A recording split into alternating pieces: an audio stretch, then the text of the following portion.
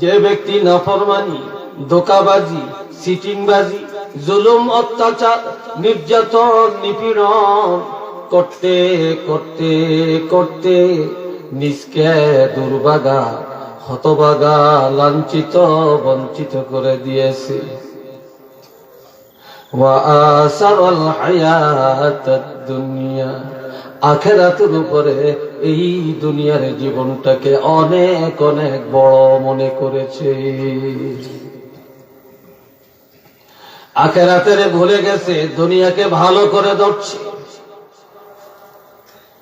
আমার আল্লাহ বলেন, ফাইন্নাল জাহিমা হিয়াল মাআওয়া, এই মানুষগুলা যেন তার ঠিকানা এই দুনিয়াতেই জাহান্নাম বানিয়ে নিয়েছে। উচ্চ আওয়াজে বলুন না নাউযুবিল্লাহ।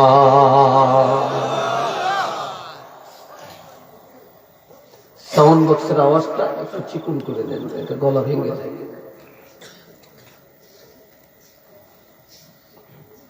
আল্লাহ, বুঝতেছেন তো কথা না? এরপরে আমার আল্লাহ বলেন, ওয়া আম্মা মান খাফা মাকামা রাব্বিহি ওয়া নাহান নাফসা আনিল হাওয়া ফাইন্নাল জান্নাতা হিয়াল মাআওয়া। উচ্চ আওয়াজ একবার বলেন আলহামদুলিল্লাহ। আর একটু জোরে।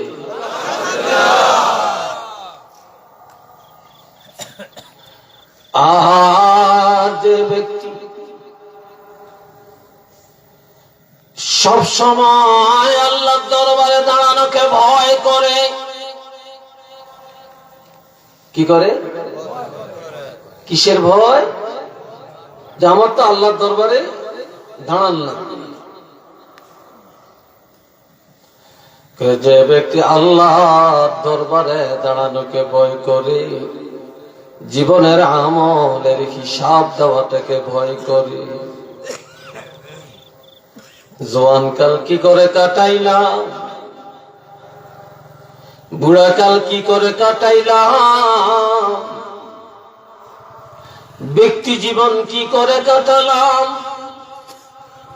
রাজনৈতিক জীবন কি করে কাটাইলাম, বিদেশ যায় কোন পথে ধনী হলাম, হায়রে আমার হিসাব আল্লাহর কাছে কিভাবে দিব। যে ব্যক্তি আল্লাহর দরবারে দাঁড়ানোকে ভয় করে আর অন্যায় দেখলে নিজকে আল্লাহর ভয় অন্যায় থেকে ফিরাইয়া রাখি, গুনাহ দেখলেই গুনাহ থেকে নিজকে বাঁচাইয়া রাখি, গুনাহ থেকে নিজকে বাঁচাইয়া রাখি, আমার আল্লাহ বলেন এমন লোকটা যেন তার ঠিকানা এই দুনিয়াতেই বেহেশত বানাইয়া নিল। উচ্চ আওয়াজে বলেন না সুবহানাল্লাহ।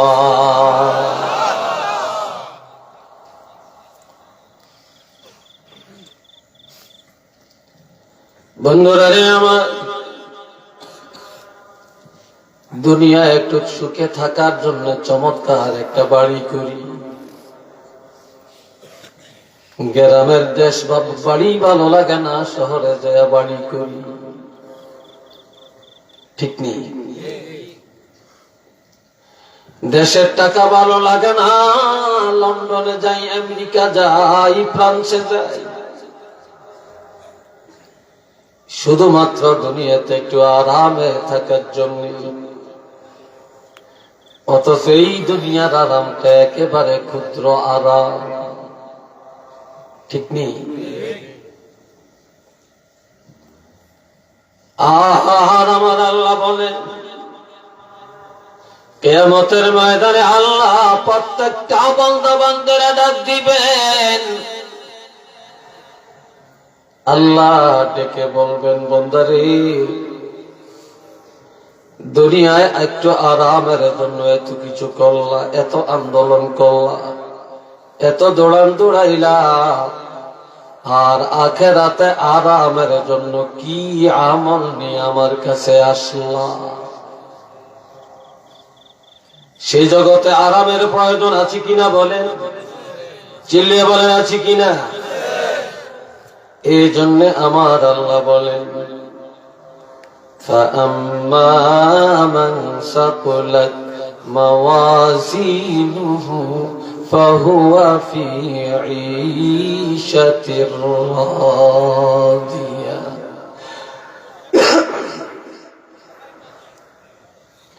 আমার আল্লাহ বলেন কিয়ামতের ময়দানে কার আমল গণনা করা হবে না, হবে না। আমার দিকে চান, কেউ পিছনে তাকাবে না।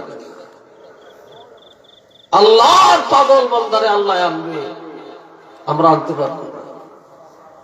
কি ঠিক না?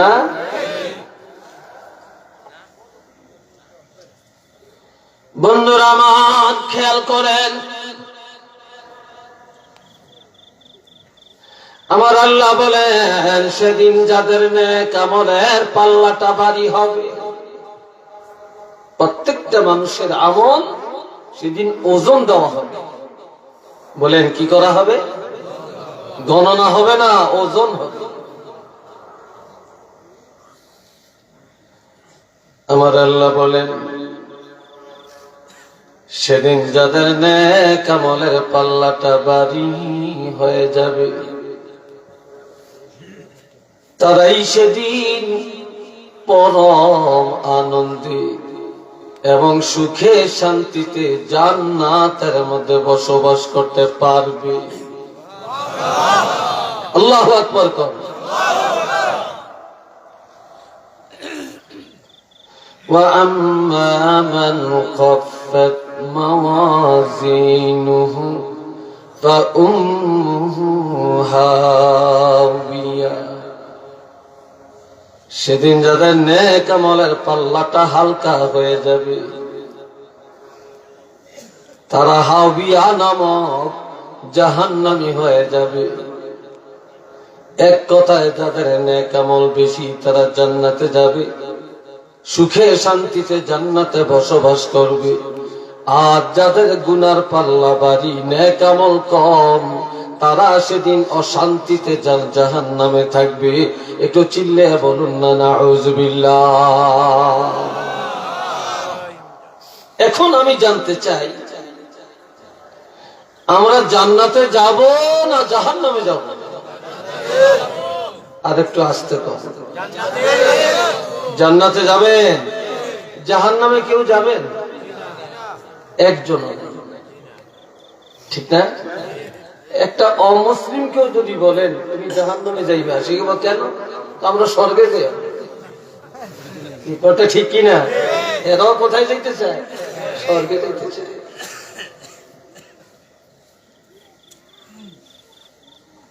এখান থেকে আমার কথা শুরু। দুনিয়ার মানুষ জান্নাতে যাইতে চায়, তালাশ করলে জান্নাতের আমল পাওয়া যায় না। জাহান্নামে যেতে কেউ চায় না, মুসলমানের কাছে তালাশ করলে জাহান্নামের আমলগুলি সব পাওয়া যায়। ঠিক নিও ভাই? সব পাওয়া যায়।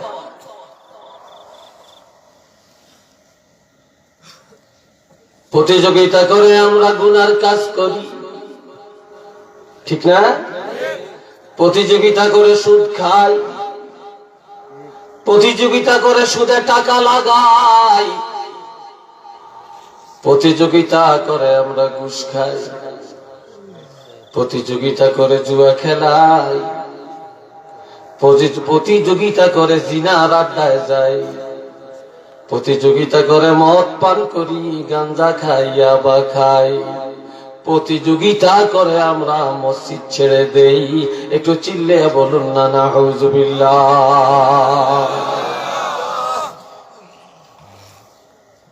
অথচ আমার আল্লাহ বলছেন তোমরা যারা ঈমানের পথে চলতে চাও, জান্নাতে যাইতে চাও, ওই জান্নাতি মানুষগুলার উচিত ফালইয়াতানাফাসিল মুতানাফিসুন, জান্নাতি মানুষগুলোর উচিত তারা যেন জান্নাতের পথে প্রতিযোগিতা বাড়ায়, বেশি বেশি নামাজে যায়, বেশি বেশি হালাল খায়, বেশি বেশি সত্য কথা বলে, বেশি বেশি কোরআন তেলাওয়াত করে, বেশি বেশি নেক আমল করে। উচ্চ আওয়াজে বলেন না সুবহানাল্লাহ।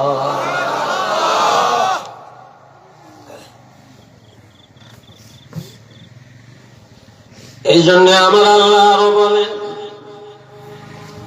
সেই দিনের অবস্থাটা কি শোনো রে মুসলমান।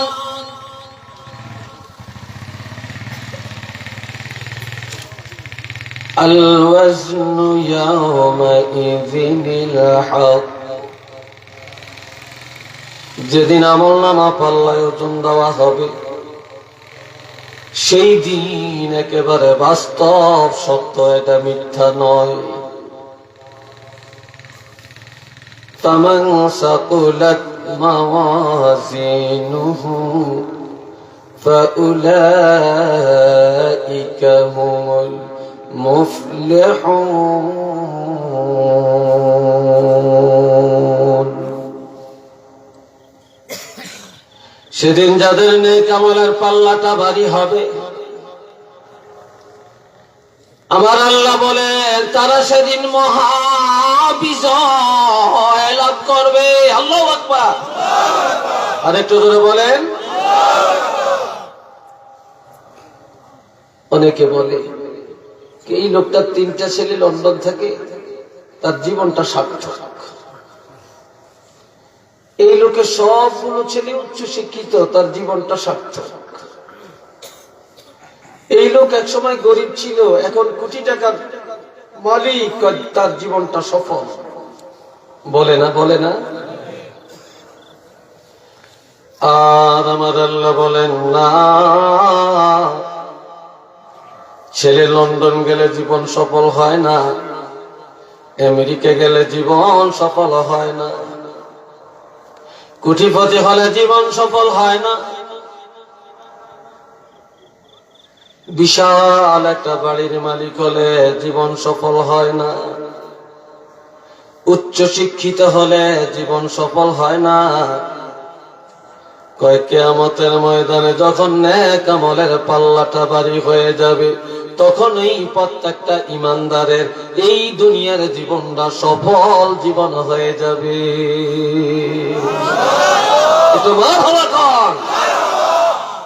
তখনই হবে জীবন সফল এবং সার্থক। ওয়ামান খাফফাত মাওয়াজিনুহু ফাউলাইকা আল্লাযীনা খাসিরু আনফুসাহুম। দুনিয়ায় একজনে দোষ করে আরেকজনে দোষী হয়, একজনে গাড়ি ভাঙে আরেকজনে জেল খাটে। কথা ঠিক কিনা? একজনে মানুষ মারে আরেকজনে ফাঁসির কাষ্টে ঝুলে। এমন ইতিহাস এই মাটির উপরে আছে কিনা? আওয়াজে বোঝা যায় নাই? চিল্লিয়ে বলেন আছে কিনা? ছোট্ট বাচ্চারাও দেখবেন দুইজনে মারামারি করে, মার কাছে যে বলে কি তুই কাঁদিস কেন? বলে ও আমারে মারছে। সে বলে না আমি মারি না, সে আমারে মারছে। নিজের দোষ স্বীকার করতে চায় না। ঠিক কিনা? আর আমার আল্লাহ বলেন কিয়ামতের ময়দানে যাদের নেক আমলের পাল্লাটা হালকা হবে, গুনার পাল্লা ভারী হয়ে যাবে, জাহান্নামী হয়ে যাবে। সেদিন তোমরা কার উপরে দোষটা চাপাইয়া দিবে? আমার আল্লাহ বলেন সেদিন যারা জাহান্নামী হবে, মায়ের কারণে হবে না, বাবার কারণে হবে না, স্ত্রীর কারণে হবে না, স্বামীর দোষে হবে না, সন্তানের কারণে হবে না, সমাজের কারণে হবে না। সেদিন যারা জাহান্নামে যাবে, প্রত্যেকটা মানুষ নিজের চরিত্রের কারণে নিজেরা জাহান্নামে যাবে। নিজের দোষে নিজে ধ্বংস হবে, অন্যের কারণে হবে। এই জন্য বাবাজিরা, সেদিন এক দলের মাথা হবে উঁচা, সেদিন আরেক দলের মাথা হবে নিচু। আমার আল্লাহ বলেন, আপনারা ঘুমাচ্ছেন, কেউ কেউ মাথা নিচু কেন? ঠান্ডাও আজে ঘুমাইছে, ঠিক না? আমার ভাইরা, ইজা ওয়াকাআতিল ওয়াকিআ লাইসা লিওয়াকাআতিহা কাযিবা খাফিদাতুর রাফিআ। সবাই উচ্চ আওয়াজে আমার সাথে বলবেন, আল্লাহু আকবার। আল্লাহ খুশি না বেজান? যখন কিয়ামত কায়েম হবে, এটা মিথ্যা না, এটা বাস্তব সত্য ঘটনা। সেদিনের বাস্তবতাটা কেমন? সেদিন এক দলের মাথা হবে উঁচা, আর এক দলের মাথা হবে নিচু। শ্বশুর বাড়ির যায় কেউ যদি মুরগা চুরির ধরা পড়ে, এই দামান মাথা উপরে রাখে না নিচে রাখে?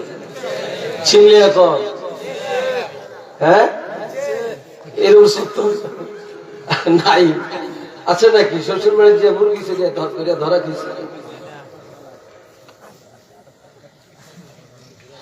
এই দুনিয়ায় যারা সিটার, যারা বাটপার, যারা হায়ওয়ান জানোয়ার, যারা সুদ খায়, যারা ঘুষ খায়, যারা দোকাবাজ, তারা মাথা উঁচা করে চলে।